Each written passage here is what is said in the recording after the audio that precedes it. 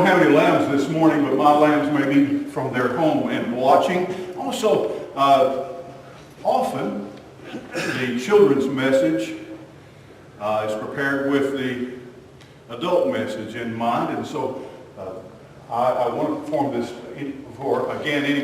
this morning because it goes along, as they say, with the message. This is a familiar piece of magical equipment. I've had several mentors along the way. People say, where do you learn how to do this or that? And the things that I can do, much like you, I guess, if there are things you can do, it may be because you watched someone else do it, or they taught you, someone spent some time with you.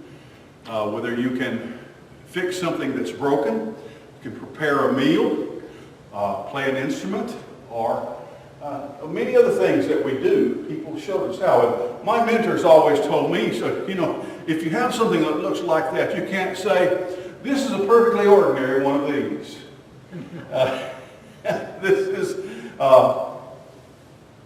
This is called a change bag. And I had one many years ago, and this is one that I've only had in recent years. The one that I had was classic, and it was much larger than this, but it didn't have a zipper bottom. So this one has a zipper along the bottom. You can put your arm all the way through that, and you can see the change bag appears to be empty. I'm going to put that right there, and I'm going to zip up the bottom.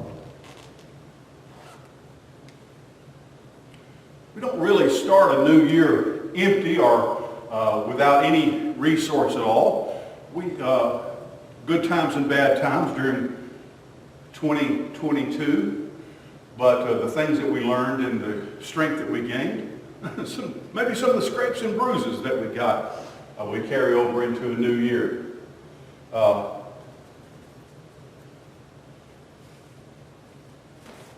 See, look at there.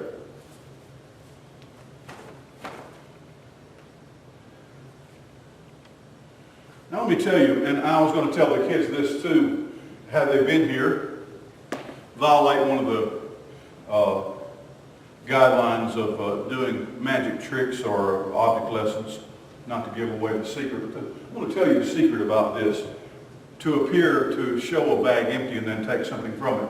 Now I went and got this bag off of my shelf yesterday, and in order for them to be able to do that, this morning, I wanted to be able to show you an empty bag and then reach into it and pull out a colorful orange scarf. Before I could do that, yesterday I got this off the shelf and I had to put this in here. If I didn't put this in here yesterday, I couldn't make it seem to appear today. Now I know that we serve a God whom I know and we know He can make something come from nothing. He can make things just appear. But in Mark's Gospel chapter 4 today, we're going to be talking about that Jesus said, you know where a lot of things come today? You know where a lot of things come from? It's because we planted them. And that's why we have them. Why do we have corn? Why do we have potatoes? Why do we have tomatoes? Why do we have okra or squash? Why do we have a lot of the food that we eat? It's because somebody somewhere planted it first. Well, I had to put this, and so that's a secret. If you're going to pull a rabbit out of an empty hat first, when no one's looking, when no one's around, when you're getting ready to show that, first thing you have to do is put the rabbit in the hat somewhere. And so often we find ourselves standing before an empty field. Our arms are empty, our hands are empty, and we're saying, God, where's the corn? And He said, did you plant any corn? And we say, I thought you would just make corn just spring up. And God says, no. Most of the things that we see in the book of Genesis, it says God created things, and then it says He made things. When He created, that means it just kind of came out of nothingness. When it says He made, He made us out of the dust of the earth. We were made from something. Yeah. Jesus said, it's what I'm asking you to do starts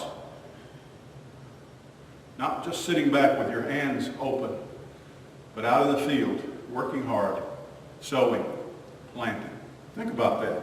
Thank you for letting me do that. And you're too old for land service, but maybe they were watching besides. All right? God bless y'all. Come and lead us.